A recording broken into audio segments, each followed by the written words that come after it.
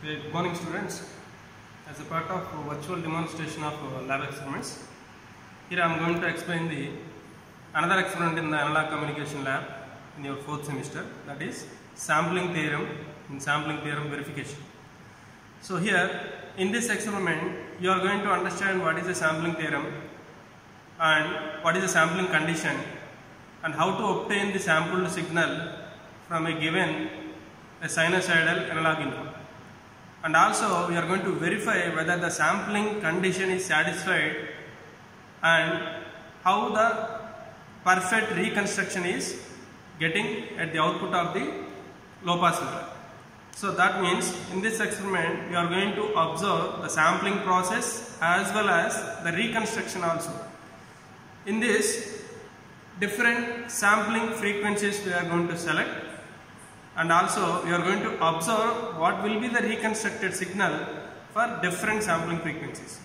So out of all these sampling frequencies we are going to verify whether the sampling condition is satisfied or not. If sampling condition is satisfied, then what will be the sampled output and how the reconstruction is obtained after passing through the low pass filter, and also we are going to analyze whether the reconstruction is perfect or whether we are getting any disturbance in the reconstruction process by selecting a improper sampling frequency and all the other things. So these things we are going to observe while doing this sampling theorem verification experiment. So all these things I will explain in this experiment, but before going through this practical demonstration, first of all you need to know what is the sampling theorem, what is the sampling condition, and what will be the sampled output at the CRO state. Okay, first I will explain theoretically. So look at this. Here the sampling theorem, that means any sampler circuit will convert an analog signal, a sinusoidal analog signal or maybe any analog signal, to the sampled output like this, based on the condition such that the selected sampling clock or a sampling pulse, the frequency of that is sampling frequency, must be greater than or equal to 2 times the input message signal frequency. That means if you are doing the sampling process, here simply the sampling process is nothing but the multiplication of your analog input signal with the periodic pulse train or a sampling clock. If you multiply these two, simply you are getting the sampled output. That means if this clock is multiplied with this signal, only when the clock is enabled at that particular instant of time only you are getting the sample values, that is a message signal amplitude values. So this is simply the sampling process. But in order to perfectly reconstruct the original signal, you need to maintain some condition, that is the sampling condition. That sampling condition is nothing but the sampling frequency. You can say this is a sampling frequency or also the frequency of the sampling clock. So the sampling frequency must be greater than or equal to twice the message signal frequency, where FM is the message signal frequency. So if you maintain this condition only, then only you will get a perfect reconstruction at the low pass filter operation. So here there are, in this experiment we are going to observe two different sampled outputs. One is the natural sample output and other one is flat top sample output, are also called as sample and hold output. So what is the difference between these is, in the first natural sample output you are getting the sample values, at each and every sampled clock. So all of you observe this, how many number of samples we will obtain at the output of the sampler. That depends on the number of sample clocks are there in a given time period of the input cycle. For example, if you select a 16 kHz of sampling clock and if you select 1 kHz of input signal, so it is 1 kHz means, and this is 1 millisecond of time period. If this is 1 millisecond of time period, in this time period, if it is 16 kHz, when compared to 1 millisecond, here there will be 16 clock periods are there, or 16 clock pulses are there within this time period. So that we will get only 16 samples at each and every clock pulses. For example, if you select a 32 kHz of sampling frequency, then you will get 32 samples of output. Similarly, here in the natural sample output, as the input signal having in the natural shape, the same shape at the same shape of the sinusoidal signal will be obtained as the amplitudes. But here in the sample and hold output, you are getting the flat outputs. That means this amplitude value is approximated to the nearest level, so that it will be constant output. For example, if this starting point is 2.2 volts and this ending point is 2.4 volts, and the starting point 2.2 is going to be maintained as a constant value, so that it is said to be flat top sample output or a sample and hold output. That means sample and hold means that sample value is holded for that particular time duration. So this time duration is nothing but the sample time period, that is TS. For this TS duration, the same amplitude will continue, and after the TS duration, the next sample amplitude will be obtained as a constant value.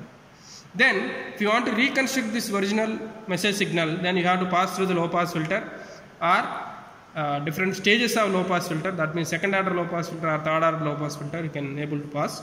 After passing through the low pass filter, you can able to reconstruct the original signal. But this reconstruction will depend on the sampling condition.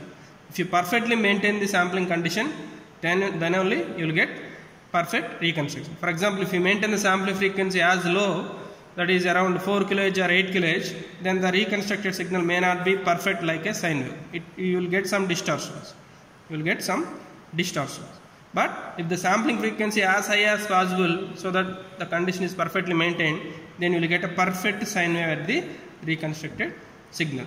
So these conditions also we are going to verify in this experiments. Okay.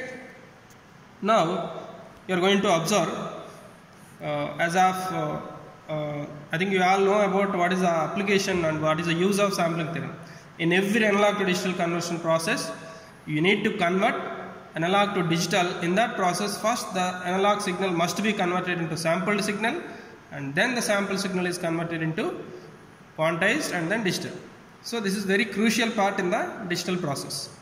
So this is what the theoretical analysis, and we are going to observe all these things in the practical experiment. So coming to the experimental kit and connections. So this is what the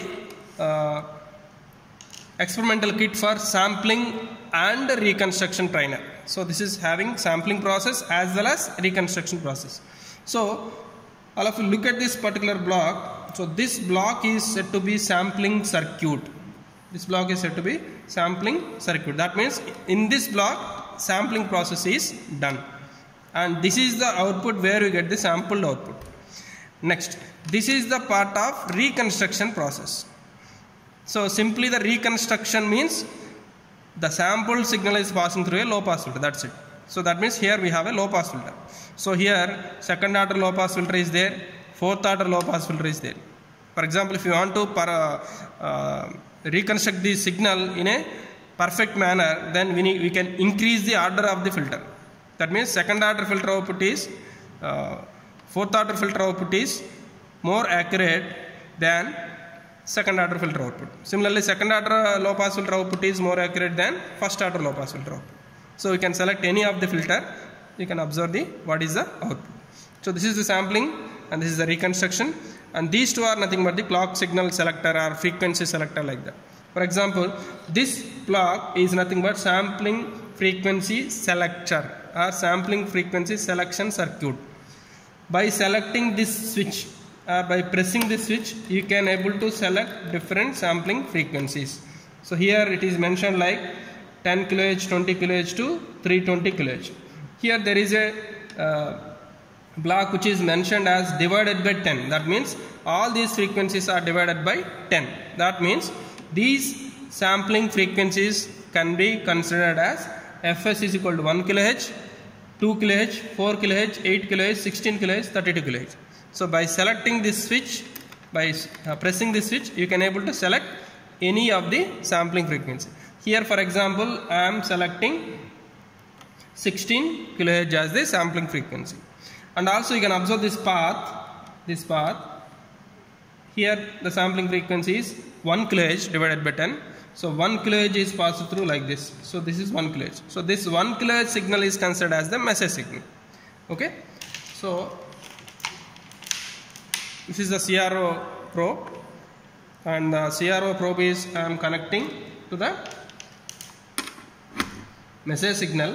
First of all, I am observing the message signal, and let it be ground can be connected to any pin which is set to be 0 here. So if you look at the CRO screen, this is what the message signal, and the frequency is 1 kHz. The frequency is fixed. By default it is mentioned as 1 kHz.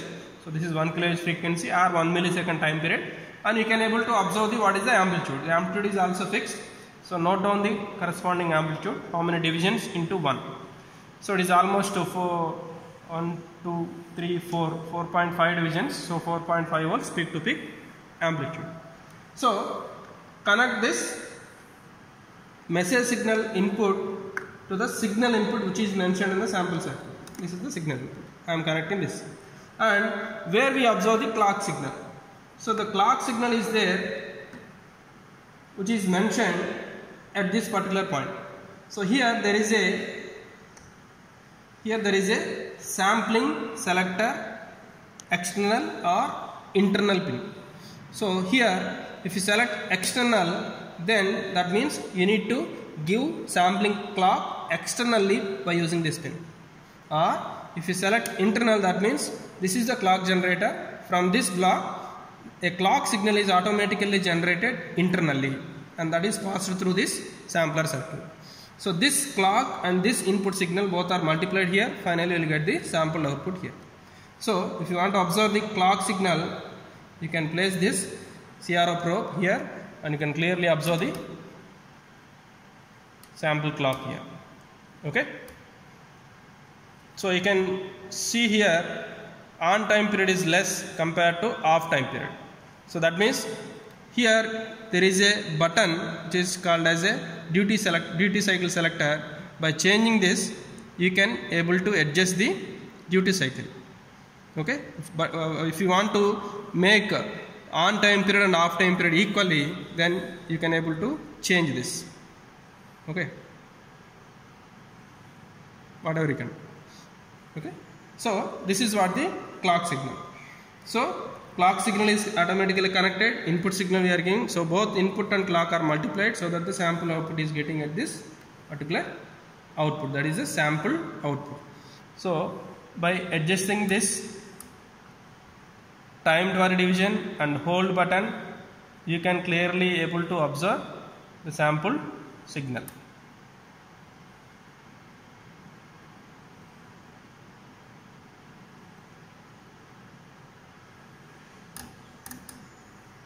Clear?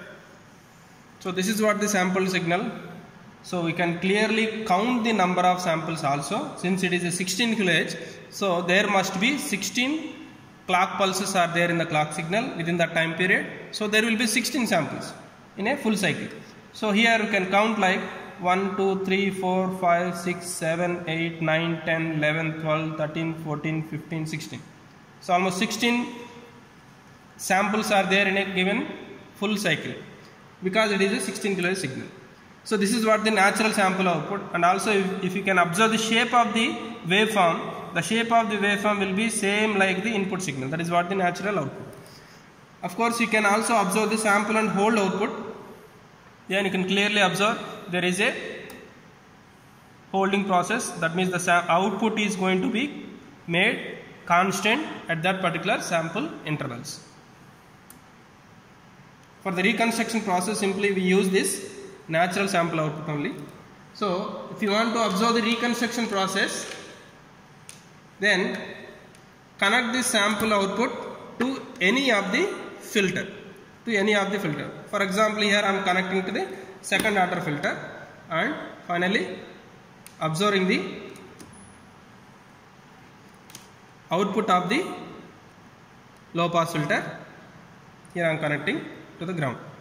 So you can clearly observe that there is a little disturbance in the reconstruction message and reconstructed signal. There is a slight distortion. Why it is getting like this? Because we are using a second order low pass filter. If you use a higher order low pass filter, that is a fourth order low pass filter, that distortion can be somewhat eliminated. So you can clearly get the reconstructed signal. That means the order of the filter also can improve the accuracy of the reconstruction process. So here now we are going to observe what is the reconstructed signal for different sampling frequency and what will be the changes in the output.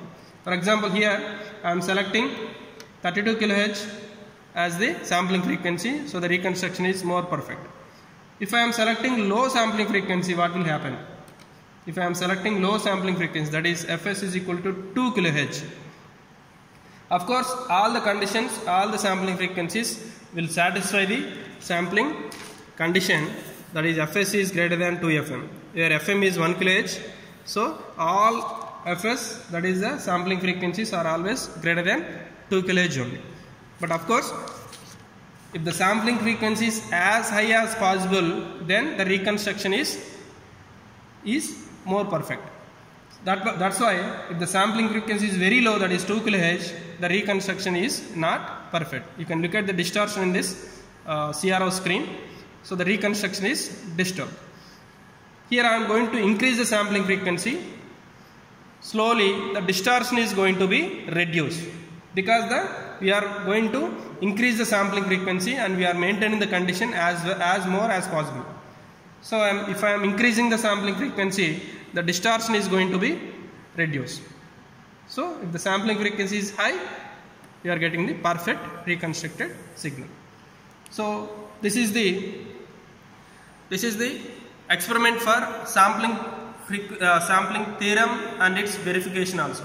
So in this experiment we have observed what is the sampling theorem, what is the sampling condition, why sampling theorem is used, or why sampling circuit is used and where it is used, and how would you observe the sampled output as well as the reconstructed output for different sampling frequency conditions. So this is what the experiment.